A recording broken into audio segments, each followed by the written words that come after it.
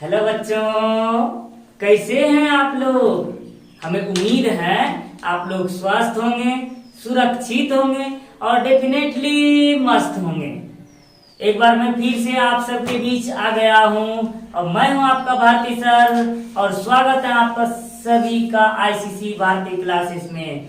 तो बच्चों, आप लोग कॉपी और कलम निकाल कर हो जाएं तैयार, क्योंकि आज हम लोग बात करेंगे कक्षा 11 के चैप्टर नंबर 8 सेल अर्थात कोशिका के बारे में। आज हम लोग पढ़ेंगे पार्ट 2 अर्थात लेक्चर नंबर 2 के बारे में हम लोग आज पढ़ेंगे। पार्ट 1 में हम लोगों ने पढ़ा सेल और कोशिका और कोशिका अंगक के बारे में हम लोगों ने पढ़ा। आज हम लोग इस पार्ट में कोशिका के दूसरे विभाजन क्षमता अर्थात केंद्रक के आधार पर कोशिका के प्रकार के बारे में हम लोग पढ़ेंगे और हम लोग जानेंगे प्लास्टिड अर्थात लवक के बारे में आज हम लोग जानेंगे। तो बच्चों हो जाए तैयार, क्योंकि आज हम लोग बात करेंगे कोशिका के पार्ट 2 में। जी हाँ, हम लोग आज बात कर लेते हैं कोशिका के पार्ट 2 में केंद्रक के आधार पर। जैसे हम लोगों ने पहले पढ़ा कोशिका के विभिन्न अंगों के बारे में, हम लोग आज पढ़ेंगे कोशिका के केंद्रक के विभाजन आधार क्षमता पर। जी हाँ, कोशिका जो होते हैं केंद्रक के विभाजन क्षमता के आधार पर कोशिका दो प्रकार से होती है। कोशिका की विभाजन क्षमता जो होती है केंद्रक के आधार पर दो भागों में होती है। एक होती है प्रोकैरियोटिक कोशिका और होते हैं ये यूकेरियोटिक कोशिका। जी हाँ, प्रोकैरियोटिक कोशिका और एक होते हैं यूकेरियोटिक कोशिका। कोशिकाएं केंद्रक के विभाजन क्षमता के आधार पर दो प्रकार से होती है, यूकेरियोटिक और प्रोकैरियोटिक। हम लोग यूकेरियोटिक कोशिका के बारे में अगर बात कर लें, प्रोकैरियोटिक कोशिका के बारे में, यह जो होती है केवल और केवल पादप कोशिका है। जी हाँ, यह केवल और केवल पादप कोशिका है जिसमें केंद्रक स्थित नहीं होती है। तो बच्चों हम लोग बात करेंगे प्रोकैरियोटिक कोशिका के बारे में। यह जो होती है पादप कोशिका अर्थात प्रारंभिक कोशिका होती है। इसमें जो होती है केंद्रक नहीं होती। इसमें जो होती है प्रोकैरियोटिक कोशिका के में केंद्रक नहीं होता और यह जो होती है अविकसित होती है। यह विकसित नहीं होती अर्थात यह अविकसित कोशिका होती है। इसमें जो होते हैं कोशिका झिल्ली तथा राइबोसोम युक्त होते हैं। इसमें केवल और केवल कोशिका झिल्ली अर्थात प्लाज्मा मेम्ब्रेन्स, कोशिका झिल्ली प्लाज्मा मेम्ब्रेन्स और राइबोसोम जो होते हैं इसमें स्थित होती हैं। और इसके अलावे जो अन्य अंगकों के बारे में हम लोग पार्ट 1 में पढ़े थे, उस तरह का इसमें कोई भी अंगक नहीं होते हैं। इसमें केवल और केवल कोशिका झिल्ली और राइबोसोम उपस्थित होती है। जी हाँ, प्रोकैरियोटिक कोशिका में यही दोनों उपस्थित होते हैं, अन्य कोई भी अंग उपस्थित नहीं होती है। तो बच्चों आप लोगों को समझ में आ गई। हम लोग आगे जब बात कर लें, इसमें जो होती है कोशिका द्रव्य, ये सीधा सीधी कोशिका द्रव्य के संपर्क में रहती है। इसमें कोशिका झिल्ली नहीं होती है और यह जो होती है डायरेक्टली कोशिका द्रव्य के संपर्क में अर्थात साइटोप्लाज्मा के संपर्क में रहते हैं प्रोकैरियोटिक कोशिका। और हम लोग जाने इसमें जो होते हैं बहुत ही कम मात्रा में। जी हाँ, और इसकी यह विशेषता है कि इसमें बहुत ही कम मात्रा में डीएनए होती है। जी हाँ, ये प्रोकैरियोटिक कोशिका में बहुत ही कम मात्रा में अर्थात बहुत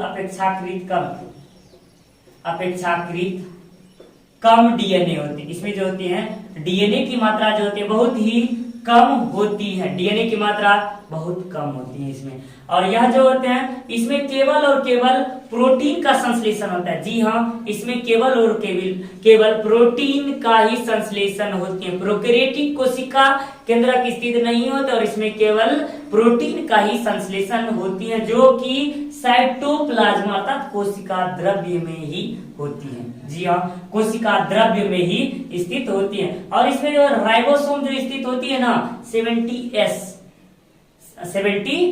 हम लोगों ने पढ़ा कि राइबोसोम जो होते हैं दो भागों में बटे होते हैं, 70S और 80S में अर्थात 70S और 80S में। ये जो 70S जो ये हल्के जो होते हैं हल्का, यह प्रोकैरियोटिक कोशिका में इसमें जो होते हैं 70S का राइबोसोम पाए जाते हैं। इसमें 70S का राइबोसोम पाए जाते हैं। इसका जो होता है ना, इसके आवरण के बारे में अगर बात कर लिया जाए, एकल, इसका जो होता है एकल होते हैं, अर्थात एक झिल्ली से युक्त, अर्थात सिंगल लेयर का होता है। ये इसकी कोशिकाएं सिंगल होती है, अर्थात एकल, या कहते हैं एकल आवरण तंत्र होता है। जी हाँ, यह एकल आवरण तंत्र होता है, एकल आवरण तंत्र। तो बच्चों, आप लोगों को प्रोकैरियोटिक कोशिकाओं के बारे में आप लोगों को समझ में आ गई।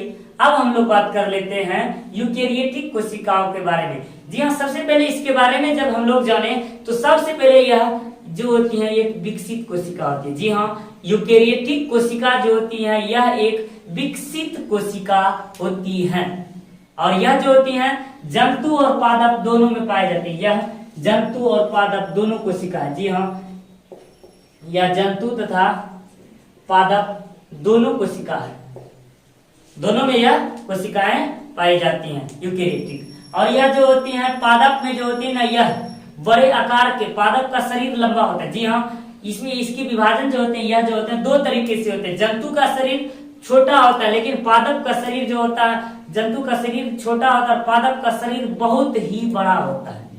इसलिए इसमें जो केंद्रक स्थित होती है ना, इसके आकार जो होते हैं इसके दो तरीके से होते हैं यूकेरियोटिक कोशिकाओं। यह जो होते हैं पादप में होती है यह चकोर के आकार, क्योंकि आप पीपल का पेड़ देखे होंगे, बरगद का पेड़ देखे होंगे, उसमें जो होते हैं यूकेरियोटिक कोशिकाएं होती है ना बहुत बड़ी होती है, और उसमें जो होती है ना केंद्रक नहीं होती है, लेकिन ये जो होते हैं ये प्लेस्टिड कराते हैं। इसमें ये जो होते हैं पादप कोशिकाओं में चकोर आकार का जो संरचना बनाती है, चकोर आकार का संरचना, वह प्लेस्टिड अर्थात लवक कहलाती है। जी हाँ, पादप में जो होती है लवक के रूप में उपस्थित होती है, जो कि चकोर आकार का होती है। और यह जो होते हैं इसमें सभी प्रकार के अंग, जी हाँ, हम लोगों ने जितना पढ़ा इसमें सभी प्रकार के अंग स्थित होती है, अर्थात माइटोकॉन्ड्रिया और राइबोसोम, विभिन्न। यूकेरियोटिक कोशिका जो होती है यह क्लोरोफिल, अर्थात यह जो होते हैं हरित लवक या क्लोरोफिल से युक्त होती हैं। यह जो होते हैं क्लोरोफिल से युक्त, यानी इसमें वर्णी लवक पाए जाते हैं, अर्थात पादप कोशिकाओं में जो प्लेस्टिड होते हैं उसमें क्लोरोफिल स्थित होती है। क्लोरोफिल, जी हाँ, क्लोरोफिल जो कि हरित लवक कहलाते हैं। इसके बारे में, लवक के बारे में हम लोग पढ़ेंगे। यह क्लोरोफिल से युक्त होती हैं। और यह जंतु कोशिका में, यह जो होती हैं जंतु कोशिका में एक बड़े गोल आकार की संरचना के रूप में रहती हैं, जिसको हम लोग न्यूक्लियस अर्थात केंद्रक कहते हैं। यह जंतु की कोशिका में जो होती हैं सबसे बड़ा अंगक जो होता है जंतु की कोशिका के रूप में, यह जो होते हैं कोशिका में यह केंद्रक के रूप में होता है, केंद्रक के रूप में होता है, जो कि कोशिकाओं का सीपीयू कहा जाता है। केंद्रक को कोशिकाओं का सीपीयू कहा जाता है, इसमें स्थित होती है। और इसमें जो होती है अत्यधिक मात्रा में डीएनए स्थित होती है। जी हाँ, इसमें जो होती है अत्यधिक मात्रा में डीएनए स्थित रहती है। और यह जो होती है कोशिका द्रव्य के सीधे संपर्क में नहीं रहते हैं। इसकी यह विशेषता यह है कि यह जो होते हैं यूकेरियोटिक कोशिका द्रव्य के संपर्क में नहीं रहती है। और यह जो होती है इसकी राजधानी जो होती है ना बड़ी होती है। जी हाँ, इसकी राजधानी बड़ी होती है। या पादप का शरीर बहुत बड़ा होता है। पादप का शरीर देखते हैं जंतु के शरीर से बहुत लंबा होता है। जंतु के शरीर में जो होते हैं छोटी राजधानी, और पादप के शरीर में बहुत लंबा राजधानी होते हैं, बहुत लंबा, क्योंकि पादप का शरीर जो होते हैं ना लंबे, मोटे और लंबे होते हैं, लेकिन जंतु का शरीर पादप की अपेक्षा बहुत ही छोटी होती है, इसलिए इसमें छोटी राजधानी, अर्थात जंतुओं में छोटी और पादप में बड़ी राजधानी के रूप में स्थित रहती है। और यह जो होते हैं इसमें जो होता है 80S राइबोसोम स्थित है। जी हाँ, 80S राइबोसोम स्थित होती है। इसमें जो होते हैं 80S राइबोसोम स्थित, क्योंकि यह एक भारी राइबोसोम की स्थित होते हैं, क्योंकि पादप का शरीर भारी होता है, उसमें स्थित होती हैं। और राजधानी होते हैं, राजधानी जल संचयन का कार्य करता है। ये जो राजधानी जल संचयन का कार्य करती है कोशिकाओं। आप जैसे मान लिया जाए आदमी 100 किलो का, अर्थात 100 kg का आदमी है, तो उसके शरीर में हम लोगों ने पढ़ा मनुष्यों में जो होता है 65% जल स्थित होते हैं शरीर में, आयतन के हिसाब से। अगर आदमी का वजन 100 किलो है तो उसके शरीर में 65 किलो सिर्फ और सिर्फ जल भरा रहेगा। तो जल वो कहाँ रहेंगे? क्या आदमी के पेट में देखते हैं, पेट में क्या जल भरा रहता है? जी नहीं, पेट में जल उतना नहीं भरा रहता है। वो सभी जल कहाँ रहते हैं? ये जो कोशिकाएं देख रहे हैं ना, ये अर्थात ये सेल जो देख रहे हैं कोशिकाएं, इसमें स्थित होती है जल। इसी में सभी चीजें, सभी जलें स्थित होती हैं। तो जंतु का कोशिकाएं जो होती हैं, जंतु की कोशिकाओं में जो होती हैं जो छोटी होती हैं, इसलिए पादप की कोशिकाओं में बड़ी राजधानी होने का मतलब है उसका शरीर बड़ा होता है, इसलिए उसमें राजधानी बड़ी होती है। तो बच्चों, हम लोगों ने अभी तक में यूकेरियोटिक कोशिका और प्रोकैरियोटिक कोशिकाओं के बारे में हम लोगों ने पढ़ा। अब हम लोग रंगीन पोलिस्टिड अर्थात ये जो रंगीन पोलिस्टिड पादप कोशिकाओं में होता है, इसके बारे में हम लोग पढ़ लेते हैं। या पोलिस्टिड का जो निर्माण करती है पोलिस्टिड, इसके बारे में हम लोग पढ़ेंगे। पोलिस्टिड क्या है, पोलिस्टिड के कितने प्रकार होते हैं, इसके बारे में हम लोग बात कर लेते हैं। तो बच्चों, हम लोग बात कर लेते हैं रंगीन पोलिस्टिड जो हम लोगों ने पढ़ा था, पादप में रंगीन पोलिस्टिड स्थित होते हैं, उसके बारे में हम लोग बात करेंगे। तो लवक, जी हाँ, पोलिस्टिड को हिंदी में हम लोग लवक कहते हैं। लवक 3 प्रकार के होते हैं। जी हाँ, लवक जो होते हैं 3 प्रकार के स्थित होते हैं पादप में। ये जो होते हैं लवक, यह 3 प्रकार से, जिसको हम लोग क्लोरोप्लास्ट कहते हैं, ल्यूकोप्लास्ट कहते हैं और क्रोमोप्लास्ट कहते हैं। जी हाँ, क्लोरोप्लास्ट, ल्यूकोप्लास्ट और क्रोमोप्लास्ट। अर्थात क्लोरोप्लास्ट को हम लोग हरित लवक भी कहते हैं। जी हाँ, क्लोरोप्लास्ट को हम लोग हरित लवक कहते हैं और ल्यूकोप्लास्ट को अवर्णी लवक कहते हैं। जी हाँ, हरित लवक यानी ल्यूकोप्लास्ट को अवर्णी लवक कहते हैं, जो कि रंगहीन होते हैं। और हम लोग क्रोमोप्लास्ट को वर्णित लवक कहते हैं, जो कि रंगीन युक्त होते हैं। इसके बारे में हम लोग स्टेप बाय स्टेप अर्थात बारी बाय बारी हम लोग पढ़ेंगे इसके बारे में। सबसे पहले हम लोग बात कर लेंगे क्लोरोप्लास्ट अर्थात हरित लवक के बारे में हम लोग बात कर लेते हैं। यह जो होती है मुख्य रूप से हरित लवक मुख्य रूप से पत्तियों में स्थित होती हैं। जी हाँ, हरित लवक जो होती है मुख्य रूप से पत्तियों में स्थित होती हैं। और यह जो होती है पौधों में जो होता है ना, पत्तियों में भोजन का संश्लेषण को यह संश्लेषित करता है। जी हाँ, आपको याद होगा हम लोग पढ़ चुके हैं कि पत्तियों में जो स्थित रंध्र होती है ना, रंध्र स्टोमाटा, वह जो होते हैं भोजन को संश्लेषित करने में अर्थात सूर्य से आने वाले प्रकाश की किरणों से प्रकाश ऊर्जा को वह रासायनिक ऊर्जा प्रकाश ऊर्जा को रासायनिक ऊर्जा से वह भोजन के रूप में परिवर्तित कर देता है। पत्तियों में उपस्थित रंध्र भोजन के संश्लेषण में वह प्रमुख रूप से सहायक होते हैं। जी हाँ, यह पौधे की पत्तियों में स्थित होती हैं और यह भोजन का संश्लेषण करती हैं। यह जो है प्रकाश ऊर्जा को रासायनिक ऊर्जा में परिवर्तित करती हैं। इसका प्रमुख कार्य है यह प्रकाश ऊर्जा को रासायनिक ऊर्जा में परिवर्तित कर देती है। और यह जो होते हैं इसका आकार जो होता है, इसका आकार विभिन्न प्रकार के पादपों में भिन्न भिन्न होते हैं। भिन्न भिन्न पादपों में भिन्न भिन्न होते हैं। इसके आकार जो होते हैं सामान्यतः, इसकी आकार के बारे में बात किया जाए, इसका आकार इसका साइज के बारे में बात किया जाए, यह जो चौड़ाई होते हैं अर्थात विड्थ जो होते हैं, चौड़ाई मिनिमम चौड़ाई और लंबाई के बारे में बात की जाए, चौड़ाई जो होती है 2 से 4 सेंटीमीटर 2 से 4 mm होती है। जी हाँ, इसकी चौड़ाई आकार के बारे में, इसकी चौड़ाई जो होती है 2 से 4 mm होती है और इसकी लंबाई जो होती है, लंबाई 5 से 10 mm अर्थात माइक्रोमीटर। जी हाँ, 2 से 4 माइक्रोमीटर और लंबाई जो होती है 5 से 10 माइक्रोमीटर तक होती है। और यह इसकी अगर आकृति के बारे में बात कर लिया जाए, इसकी आकृति जो होती है गोलाकार होती हैं और फीतानुमा होते हैं। जी हाँ, फीतानुमा होती हैं और इसके साथ साथ यह अंडाकार भी होती हैं। जी हाँ, यह विभिन्न प्रकार से आकृति भी इसकी भिन्न भिन्न होती है। तो बच्चों, आप लोगों को समझ में आई। और इसकी संख्याओं के बारे में अगर बात कर लिया जाए, शैवाल में जो होती है, शैवाल में यह एक कोशिका में अर्थात एक स्थित होती है। और शैवाल के बाद जो होते हैं पर्णहरित द्योतक में जो होते हैं पर्णहरित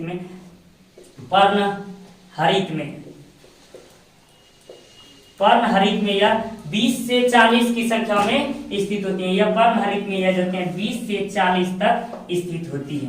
जी हाँ, क्लोरोप्लास्ट के बारे में हम लोगों ने क्लोरोप्लास्ट के बारे में हम लोगों ने पढ़ा। हरित लवक के बारे में, यह जो है मुख्य रूप से पत्तियों में पाया जाता है। यह विभिन्न प्रकार के पादपों में संख्या, आकार और इसका आकृति जो होते हैं भिन्न भिन्न होती हैं। यह आकार के मामले में यह चौड़ाई 2 से 4 माइक्रोमीटर और लंबाई 5 से 10 माइक्रोमीटर होती है।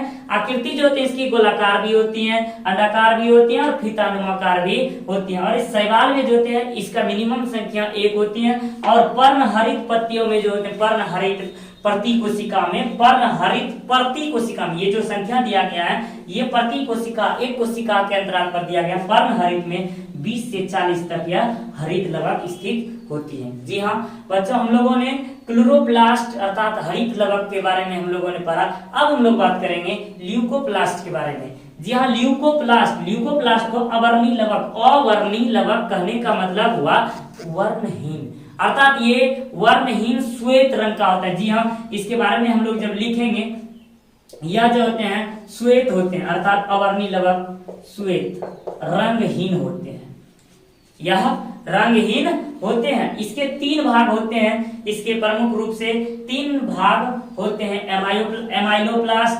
इलायोप्लास्ट और एलियोरोप्लास्ट। जी हाँ, इसके 3 भाग, ल्यूकोप्लास्ट को 3 भागों में बांटा गया है, एमाइलोप्लास्ट, इलायोप्लास्ट, एलियोरोप्लास्ट। इसको 3 भागों में बांटा गया है। इसको जो 3 भागों में बांटा गया, ये एलायोप्लास्ट जो होते हैं मंड के रूप में होती है। जी हाँ, यह मंड के रूप में होती हैं। यह जो होती हैं मंड के रूप में स्थित होते हैं। मंड, जैसे कि इसका मंड लिया जाए तो आलू का कंद।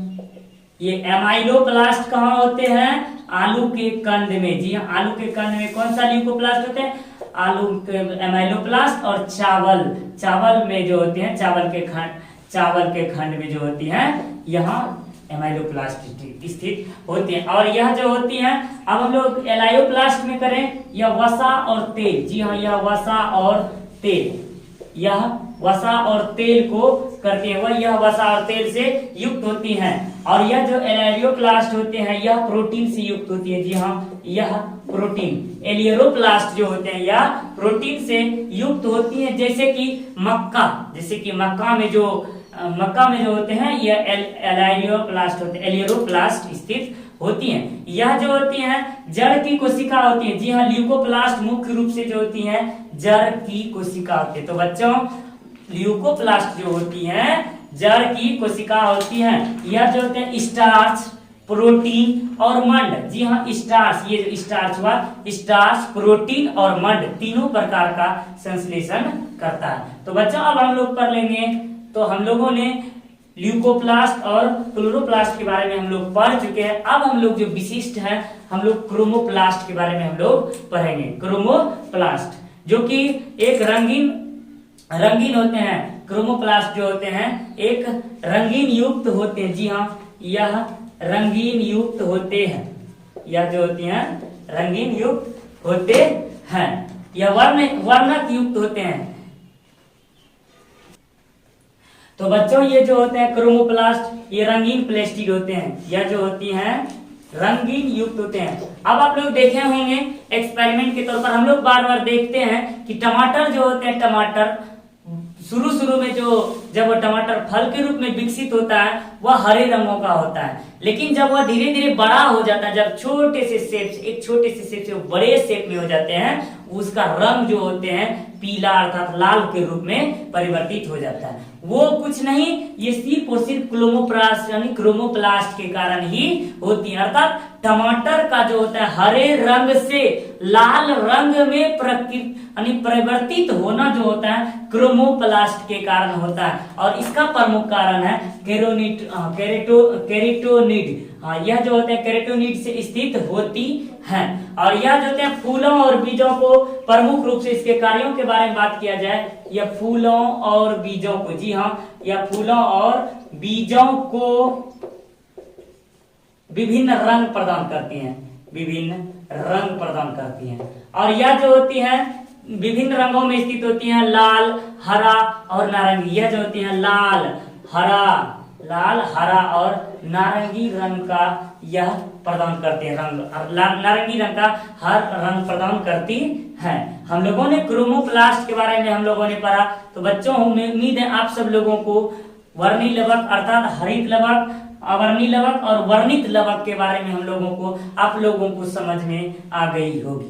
तो बच्चों, हम लोगों ने आज की कक्षा में रंगीन पोलिएस्टर अर्थात लवक के बारे में और यूकेरियोटिक कोशिका और प्रोकैरियोटिक कोशिकाओं के बारे में हम लोगों ने पढ़ा।